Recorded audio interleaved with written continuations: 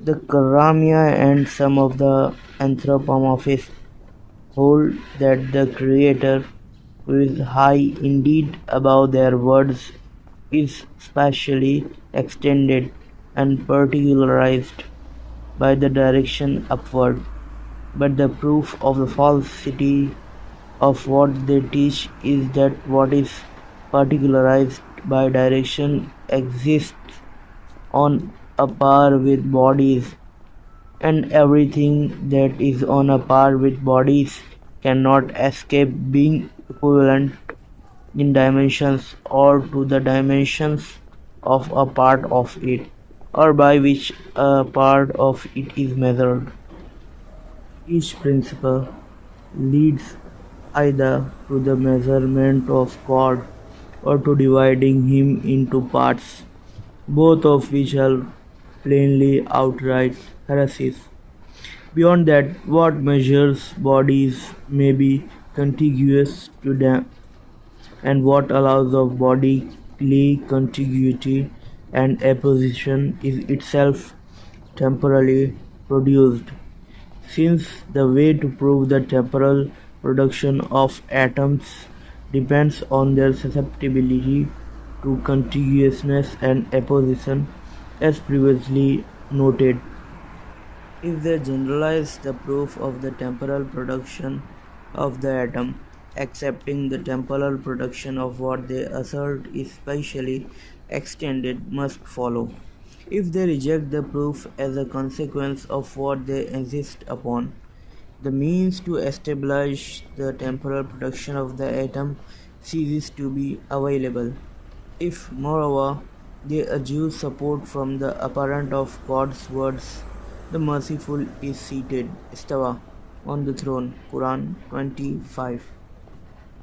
A method is to counter with verses that allow us to give this statement an allegorical interpretation.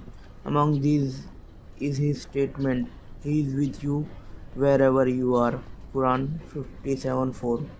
And his saying is then he who stands over every soul knowing what it earns, 13:33. What is the meaning of these verses? If they construe them as his being with us in terms of encompassing and knowledge, we cannot be prevented from understating seated as meaning supremacy and dominion. This is a meaning widely understood in the language, since the Arabs say so and so holds istawa, the seat of power, in a case where that person possesses the keys of government and rules over the populace. And mentioning in this instance the throne indicates that it is the most exalted of created things in the minds of men. He mentions it here as a reminder of all that is beneath it in rank. If one were to claim that sitting understood as dominion entails a previous struggle and competition, we reply that this is false, because if sitting gave that implication, supremacy would do likewise, which it does not. But does sitting in the sense of becoming firmly established presuppose disorder and agitation prior to it? That requires, however, admitting to heresy. But to construe sitting as the purpose in God's command with respect to the throne is not out of line. This was the interpretation given by Sufyan al-Thawri, may God have mercy on him. He supported it by God's word. Then he ascended Istawa to the sky, and it was then smoke. But there with the sense of directed himself to. Someone might ask not why not take the verse in its apparent sense instead of resorting to allegorical interpretation, by arguing that it is one of the most ambiguous verses whose interpretation only God knows. To that we reply, if the purpose of this question is to keep sitting strictly with the limits of what is meant when using it literally, then it surely means to become firmly established,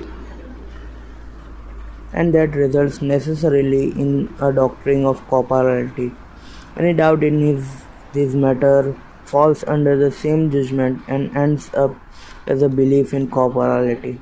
Reciting that the sense to become firmly established is impossible supposes, on the contrary, that the apparent meaning is not applicable in this case, and thus those who demand that the import of the verse remain within its apparent sense have no justification for this position.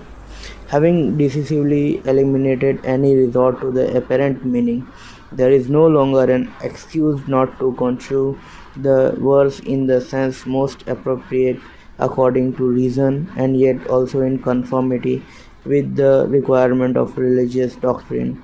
Avoiding an interpretation as a precaution against the introduction of a suspect belief leads instead to confusion and prejudice, provoking errors among the masses, opening the way for doubts concerning fundamentals of faith, and exposing portions of God's book to unfolded conjectures. The significance of God's words and the others are ambiguous.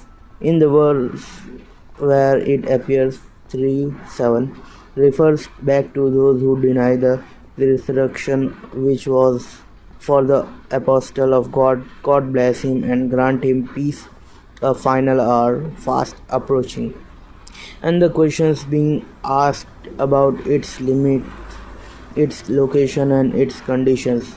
The aim of God's words, and none know its interpretation except God, is that none know its final outcome except God. That sense is supported by his words.